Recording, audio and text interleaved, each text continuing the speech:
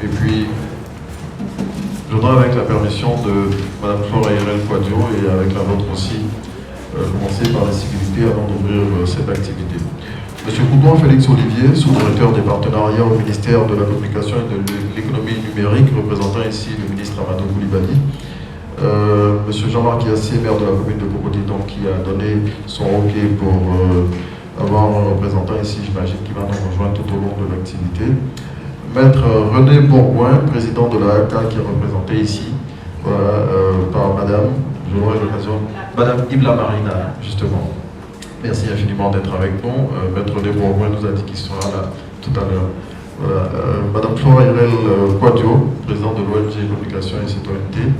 Merci infiniment pour cette activité qui va nous permettre de jeter un regard assez critique sur l'opération de révision de la liste électorale. Chers panélistes, on vous nommera tout au long de cette activité.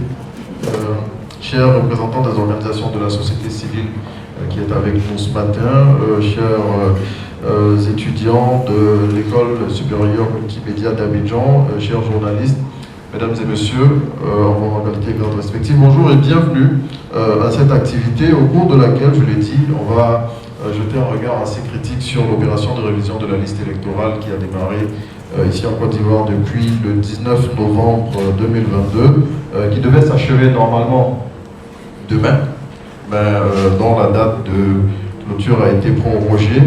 Il y a 10 jours qui ont été ajoutés par les autorités ivoiriennes. Donc l'opération a démarré en Côte d'Ivoire le 19 novembre et pour la diaspora le 24 novembre 2022. Avant le démarrage de cette opération, le président de la commission électorale indépendante, M. Ibrahim Koulibaly Kouibiert, a rencontré les médias et des organisations de la société civile justement pour avoir leur rapport pour la sensibilisation afin que l'opération se passe dans de très bonnes conditions. Bien. Aujourd'hui, normalement, je l'ai dit, l'opération devait finir demain. Comment ça s'est passé? Est-ce que les Ivoiriens y ont adhéré massivement?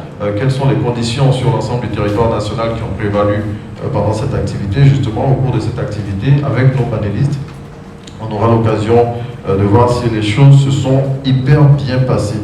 Mais avant d'ouvrir cette activité, qui va nous permettre de mettre en contribution les intelligences de nos panélistes, on va donner la possibilité, bien évidemment, à celle qui a l'initiative de cette activité de nous dire son mot de bienvenue. Chères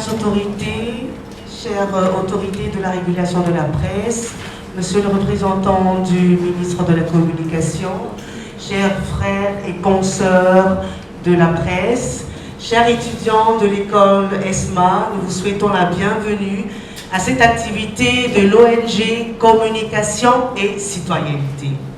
Nous sommes une ONG qui a pour mission de vouloir contribuer à l'éclosion d'un Ivoirien et d'une Ivoirienne sensibilisés et formés à la gestion et à la participation à la gestion de la cité. Donc pour nous, comme site, un citoyen éclairé et responsable serait un atout majeur concernant une communication pertinente en Côte d'Ivoire.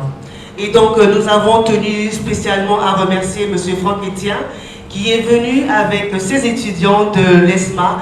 Vous pouvez vous applaudir s'il vous plaît.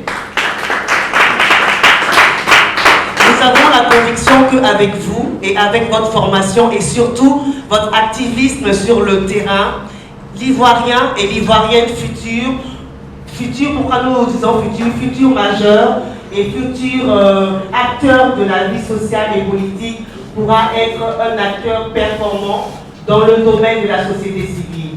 Et donc nous, ONG de la communication, nous souhaitons mettre notre professionnalisme en communication au service de la société civile. Nous avons bien d'ONG qui œuvrent sur l'espace ivoirien, qui est composé de juristes comme M. Kwao, qui est composé de financiers, mais très peu d'ONG sont spécialistes de la communication. Et donc c'est en ce sens-là que notre ONG a pris fonction, ou s'est donné comme fonction de mettre la communication au service de la société civile. Et nous voulons remercier toutes les organisations en communication qui existent sur la place. Nous avons des ONG qui sont là, de la confession catholique qui sont avec nous, des ONG en communication aussi qui sont présents dans la salle, des journalistes. Monsieur Augustin, merci de votre présence qui nous soutiennent depuis le début de lancement de notre organisation. Monsieur Franck Etienne qui a rejoint les amis privilégiés de Comsit pour prêter main forte à ce que notre corporation puisse être bien représentée dans le domaine de la société civile.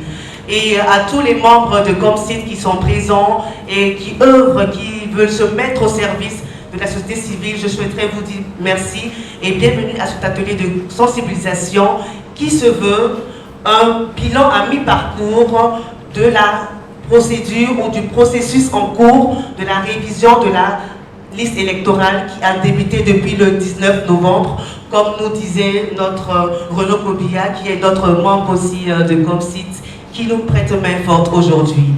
Donc sur ce, nous allons débuter nos différents panels avec un micro-trottoir. Donc il a été question pour nous de partir vers nos populations cibles. Nous nous sommes dit que pour la révision de la liste électorale, nous avons des cibles prioritaires qui sont les jeunes, les femmes et les personnes vivant avec handicap. Donc les jeunes qui sont les nouveaux majeurs, beaucoup d'entre eux vont voter pour la première fois et beaucoup d'entre eux n'ont pas voté ou ne s'intéressent pas à tout ce qui est politique. Ils nous diront pourquoi.